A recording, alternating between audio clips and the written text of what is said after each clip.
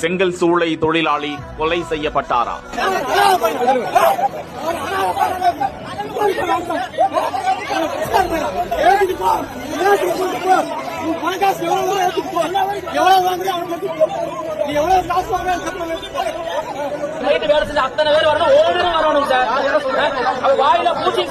ஏழு மணி நேரமாக சடலத்தை மீட்க முடியாமல் திணறிய போலீஸ்.